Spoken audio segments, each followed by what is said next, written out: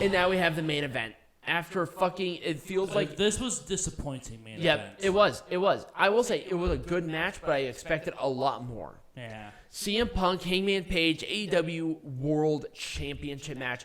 The crowd was... Say who won, because I really don't care about this. Well, number one, the crowd was exhausted. They were exhausted. How do you go through 4.5 hours of 5.5 hours in that case of a fucking This match? felt like a WrestleMania. Actually, you know what? WrestleMania felt shorter. Yeah, because it actually was. Was it really? Yeah. Time-wise, it was actually short. No way. I don't. No way. That's a 100% a lie. Now, are you talking about the one-night WrestleManias or the two-night WrestleManias? Like WrestleManias each night from like this last year. There's no way. Yeah, each night was shorter. Are you kidding? Mm-hmm. No, I'm not kidding you. No, I'm actually serious. They were shorter than tonight's show was. Yeah. Seriously? Yep. Don't at me on that. Yeah. We're gonna have to double check on that because if that's the case, we have a much bigger problem. Because this felt like a slog to get through. Oh, it was slog, man. In this match, it's past 10 o'clock. That's true. I want to go bed. But yeah, CM Punk won with the GTS. I always say these guys tried, and if the show was shorter, we probably would have had a much better time. But they added in like matches that didn't have to be in there, like at all. And it's unfortunate because these two suffered for the length of time. All right, let's just get over with this. Yep. Who won this match? CM Punk is the new AEW World Champion. Not surprised. He has a limited shelf life. Yep. So Hangman Page was a colossal failure as an AEW World Champion. We'll talk about it. We make Pro Wrestling Majestic. Yes, we will. So when we come back, Peanut Gallery. What are we talking about? We're going to talk about kind of an interesting little topic, but we'll get to it when we get there. All right. All right, we are back. Peanut of the Gallery. Let's make this majestic again, starting with CM Punk and Hangman Page. Number one, before we even get into it. There were too many matches. There were way too many matches in this fucking card. They could have taken out 3 matches and nobody would have cared. Right. In fact, people would have been happier. There were a lot of people on Twitter really upset of the length of this event. And I think this match, unfortunately, suffered for that length. I couldn't enjoy it. I was exhausted, man. I was so... You were like tired. You saw so much already. It's almost 11 o'clock, and I just want to have a glass of wine. You have a glass of wine right there. Literally sitting right there. But unfortunately, like I said, it would have been a good match. Well, it was a good match.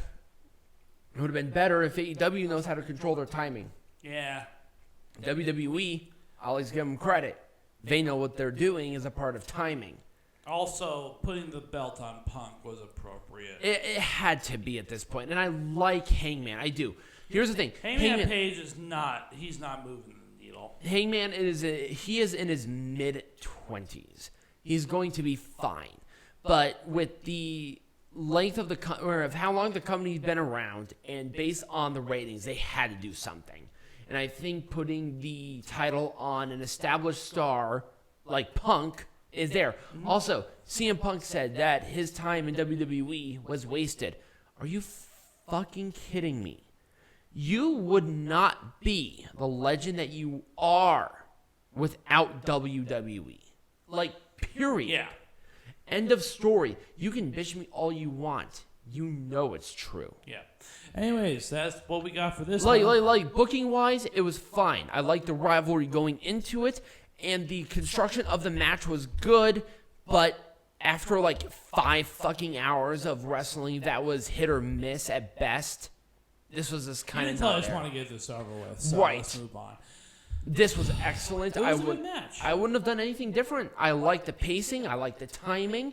Once again, I feel like it would have been a lot better if it wasn't, 8 hours in. Mm-hmm. But overall, I wouldn't have done anything different. I also like the booking of the match. Yeah. Or the booking leading up to the match, too. Worst match of the night. This match was a shit show. I expected it to be a shit show, but my God, I could have done without this fucking bloodbath. The 5-minute loop theme song was so unnecessary. Everything about this match was unnecessary. This was a terrible match. Bite me. I don't like this fucking blood shit. I don't either. This is a company that you're supposed to take seriously with stuff like fuck this blood shit. Right. This is not what people want. What is this, ECW circa 1997? And even then, that company ran bingo halls. If you still want blood and guts, fuck you. That's all I have to say. There is an appropriate time. Yeah, there is no appropriate time for blood. No, there is. There is 100% appropriate times within professional wrestling for blood and carnage. This was not it. No, this was legitimately a match for the sake of having blood and carnage. Yeah, and that's not what it's supposed to be. Here's the thing. Blood and carnage should not be the selling point of the match. The match should be so personal, so violent already that blood happens. It should not be expected. It should be surprising. This was. Well, no, that's how you book blood and guts. Yeah, it's like, these two people. Like if it was like Jericho and Eddie Kingston by themselves in a like a Texas death match, whatever. There's at least something there. Right. They got personal. They got there. The rest of these people were not necessary. No. Like 0 point of that was necessary. Like 0. Oh, this one is weird because here's the thing. I hated the lead up to it. The match itself was great. Perfect. I couldn't have said it better. Like it was that bad. I mean, the segments were a fucking mess, every single one. But then you get to this match where the expectations were not as great because of how bad the lead up was. Then you have this awesome match. The only thing I would have done was take Aubrey Edwards out of the match because she was... God, Aubrey Edwards is terrible. Her distraction here was just abhorrent. Abhorrent. It was hard for me to enjoy it because the Aubrey Edwards run around like a fucking chicken with his head cut off. And it's like, can you leave them alone and stop doing weird animated shit? You're a referee. You're supposed to be essentially invisible to the audience, and you are running in between spots. You're in the wrong place, and it's so bad. And I do not fault either one of these women for that. It's not their fault. They pulled off a great match overall. Can we skip this one? No, we're going to talk about it. And because I want to trash this. Paige Vanzant. Hey, Tony, my boy. Paige Vanzant is not ready for not just pay-per-view, but for television. She sucks. Ty Conti sucks.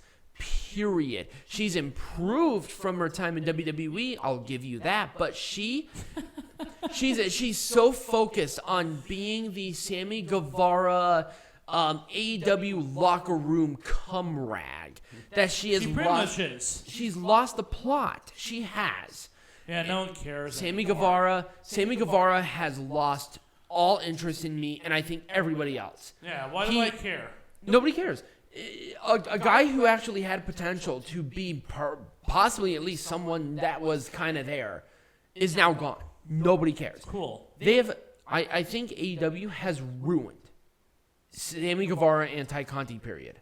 Don't care. I don't think they're redeemable. I hope Frankie Kazarian gets that stink off of them. I hope everybody but these two get, even Paige Vanzant. It's like she might be green as fucking like morning fucking dew, but at least she's athletic. That's true, but there's potential with her. She was not ready for this spot. There is no saving Ty Conti and Sammy Guevara at this point.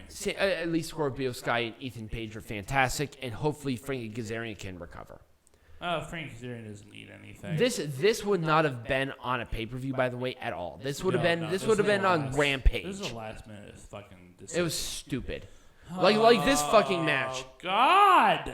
Why are we talking about this one too? Kyle O'Reilly is such a great wrestler And Kyle O'Reilly saved Darby Allin's life like 2 times during this show. Absolutely. And I think the fact that Darby Allin is still popular shocks me. Yeah. Darby Allin sucks. He sucks. He is not... The problem is that he was an amateur wrestler. He knows better. But he keeps doing this. It's like, dude, I swear to God you will be paralyzed by, like, next year if you continue this. Pretty much. He 2 times. No, not even 2 times. 3 times. During this match, there were times where he could have been paralyzed. Like, legitimately, boom, gone. But, Kyle O'Reilly is such a master that he just saves, like, people's lives. Right. He did great submissions. We're just going to roll with it. I mean, I guess if you were going to book a Darby Allin match at this show, might as well it be with Kyle O'Reilly, somebody safe. Yeah. At least give him that.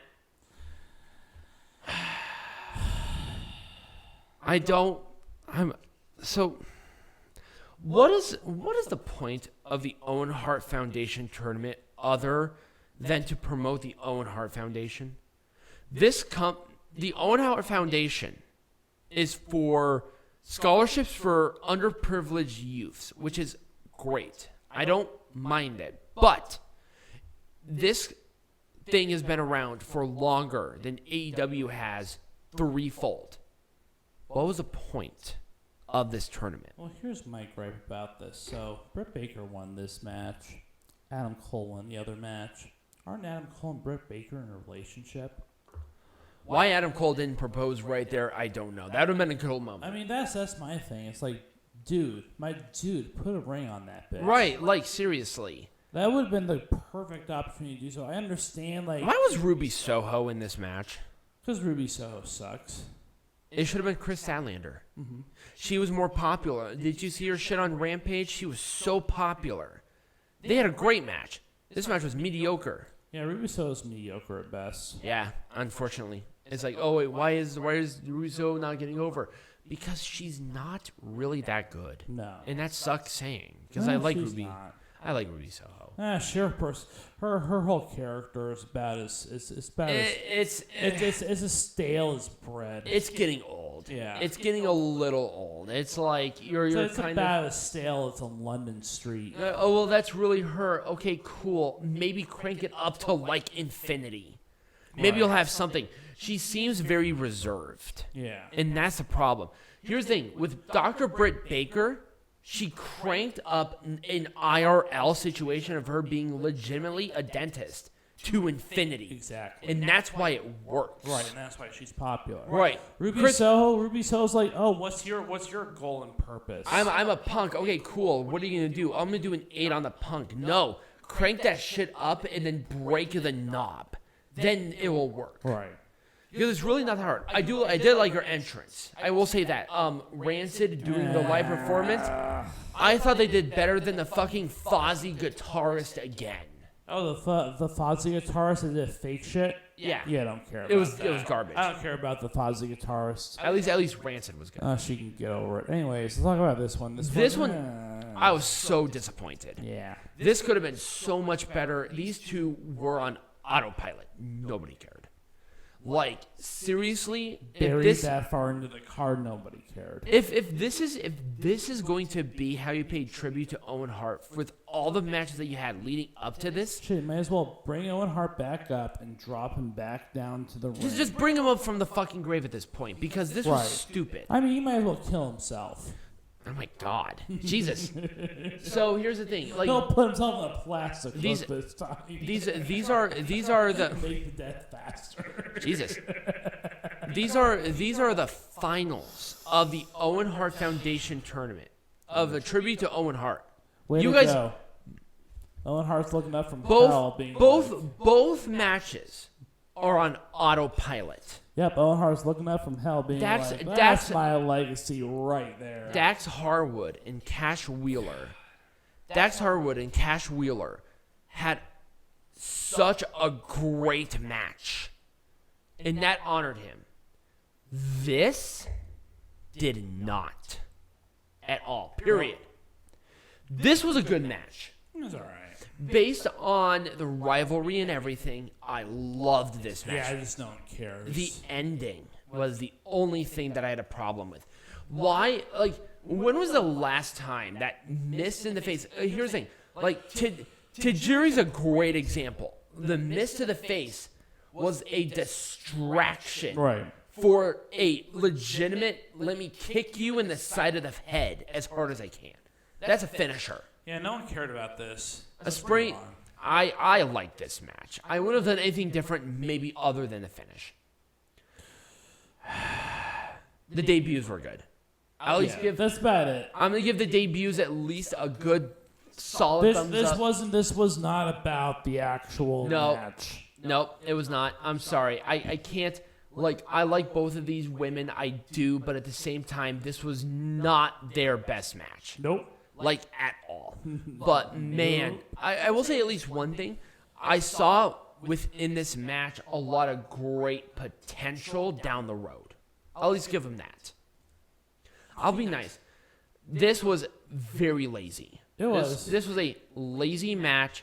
At least it was safe. It was safe. No, it was 100% safe. It was not a crazy You can tell there were veterans in that match because they played it pretty safe. Right. And the Young Bucks, I will say, they did a good performance overall. I thought they led the pace that the Hardys could keep up with. Yeah.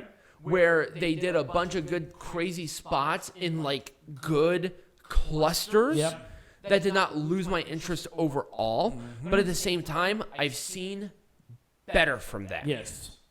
And I think that's kind of where it lost me. It's like, you have this match, and that's all well and good, but we've seen this match. Yep. In a bigger match when the Hardys, who are the broken Hardys, taking on the Bullet Club Young Bucks in Ladder Wars, a much more significant match.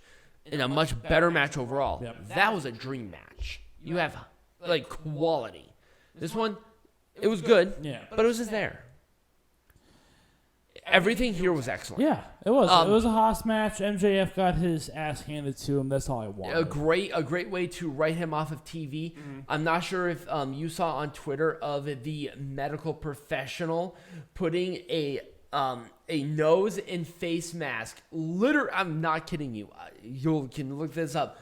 Over his nose and his eyes. And I'm like, oh, I breathe out of my eyes too. What of it?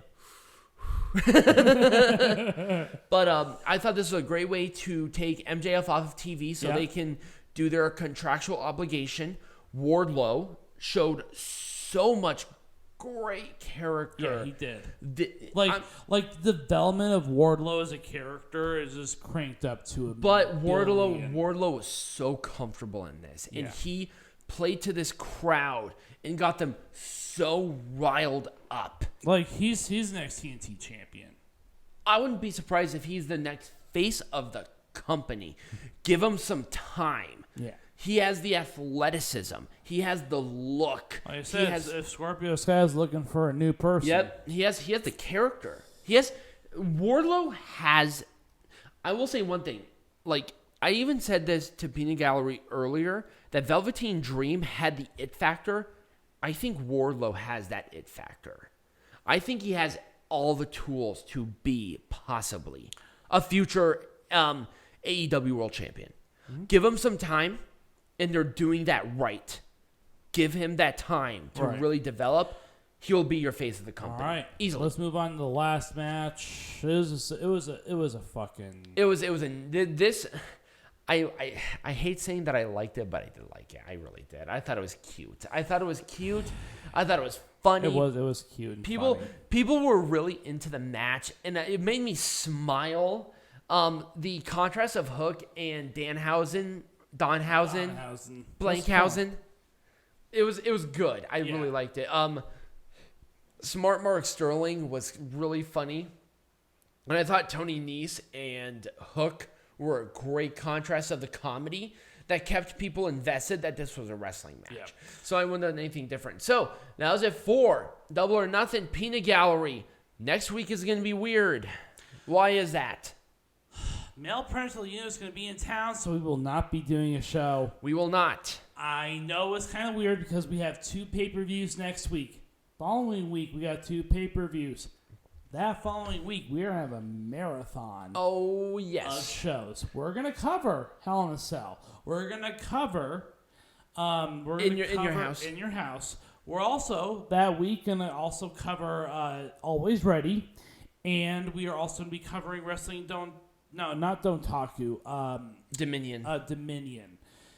It's going to be a hell of a week. But, but spending time with male parental unit is way more important than the show. So I hope you understand that. No show next week as far as we know. Now, that could change on an instant depending on what's going on. But we are not planning on doing a show next week. Do not expect a show next week. Expect a marathon show the week after. Mm-hmm. So if you did enjoy this video for the length of it, remember to like this video, subscribe to the channel, become a patron. All the links are going to be in the QR code right next to moi. And as always, be majestic.